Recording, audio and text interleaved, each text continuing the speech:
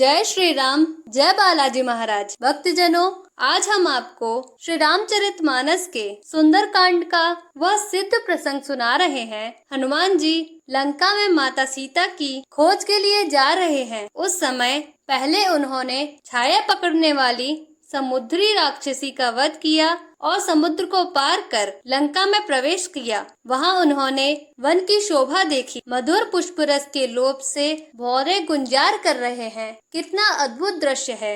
लंका में उन्होंने प्रवेश किया।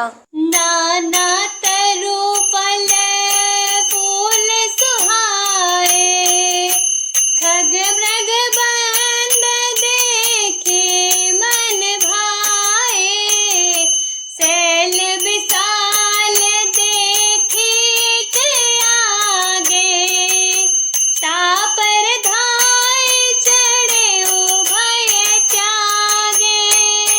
अनेकों प्रकार के वृक्ष फल फूल से शोभित हैं। पक्षी और पशुओं के समूह को देखकर तो वे मन में बहुत ही प्रसन्न हुए। सामने एक विशाल पर्वत देखकर हनुमान जी भय त्याग कर उस पर दौड़कर जा चढ़े। उमान कछु कपे के अधिकाई, प्रभु प्रताप जो कालहि खाई, गिरि पर चढ़े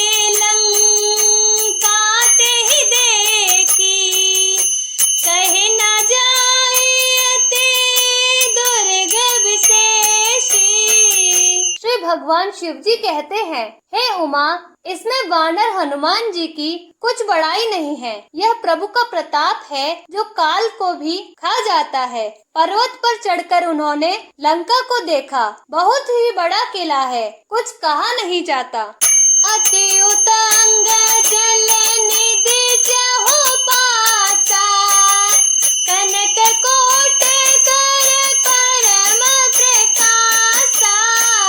वह अत्यंत ऊंचा है, उसके चारों ओर समुद्र है। सोने के परकोटे चार दीवारी का परम प्रकाश हो रहा है। कनक कोट विचित्र मणिकृत सुंदरायत नाघना, चहु हट हट सुभट बीती, चारों पुर बहु विधि बना, गजबाज खच्चर निकर पद चर, रथ बरूथ ही को गने, बहुरूप निश्चर जूथ, अति बल से न बरनत नहीं बने।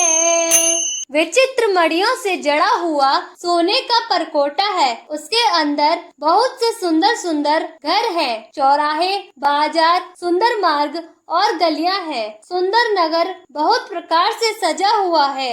हाथी, घोड़े, खच्चरों के समूह तथा पैदल और रथों के समूहों को कौन गिन सकता है। अनेक रूपों के राक्षसों के दल हैं। उनकी अत्यंत बलवती सेना वर्णन करते नहीं बनती। बन बाग उपवन बाटिका, सरकूप बापी सोहहि, नर नाग सुर गंधर्व कन्या, रूप मुनि मन मोहहि, कहु माल देह विशाल, सैल समान अति बल गरजहि, नाना आकारे हभिरहि, बहु विधि एक एक तरजहि। वन, बाग, उपवन, बगीचे, फुलवाड़ी, तालाब, कुएं और बावलियां सुशोभित हैं। मनुष्य, नाग, देवताओं और गंधर्वों की कन्याएं अपने सौंदर्य से मुनियों के भी मनों को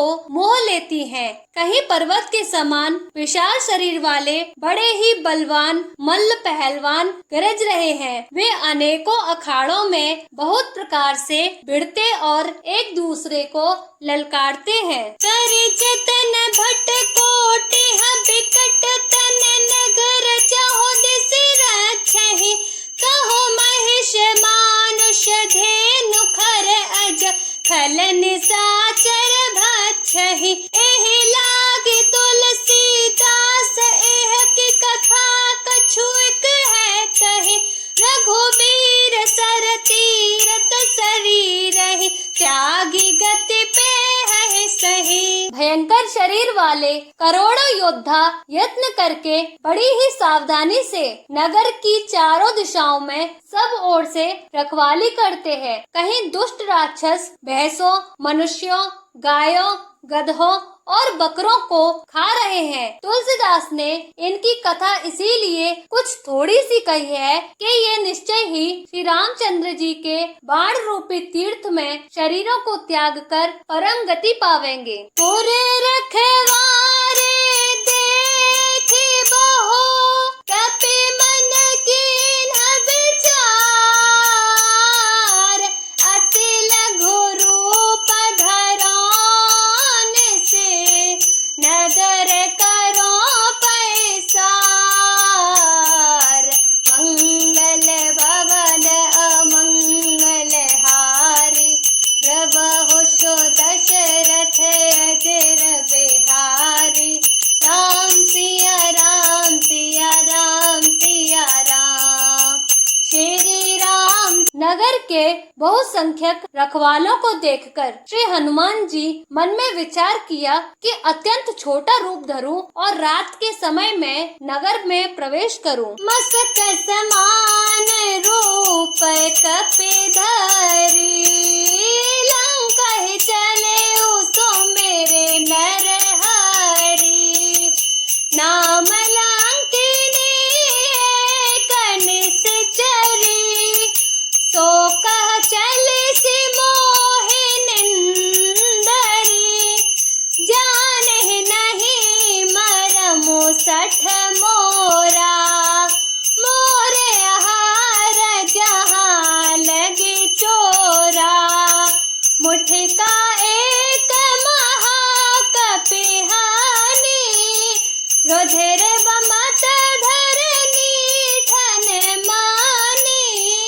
श्री हनुमान जी मच्छर के समान छोटा सा रूप धारण कर नर रूप से लीला करने वाले भगवान श्री रामचंद्र जी का स्मरण करके लंका को चले। लंका के द्वार पर लंकिनी नाम की एक राक्षसी रहती थी। वह बोली, मेरा निरादर करके बिना मुझसे पूछे कहाँ चले जा रहे हैं। वो राक्षसी परमवीर हनुमान जी से बोली, हे मूर्ख, तूने मेरा भेद नहीं जाना। जहाँ तक जितने चोर हैं वे सब मेरे ही आहार हैं। महाकपि हनुमान जी ने उसे एक घूसा मारा, जिससे वह खून की उल्टी करती हुई पृथ्वी पर लुढ़क गई। पुनि संभारी उठी सो लंका, जोरी पाने कर विनय सशंका।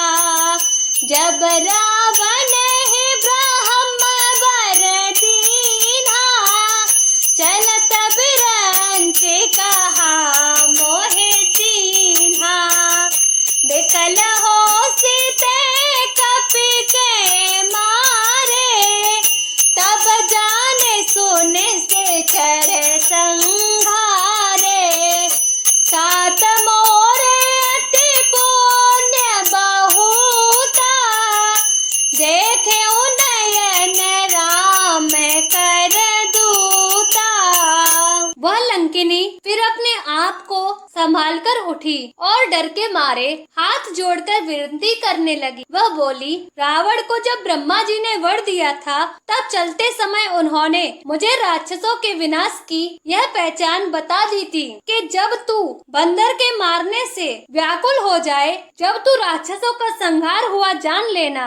हे तात, मेरे बड़े पुण्य है जो मैं श्री रामचंद्र जी के दूत आपको नेत्रों से देख पाई। तात स्वर्ग अपवर्ग सुख धरिय तुलाइक अंग, तूलन ताहि सकल मिले, जो सुख लवसत संग। मंगल भवन अमंगल हारी, प्रभु सो दशरथ अजर बिहारी। राम सिया राम सिया राम सिया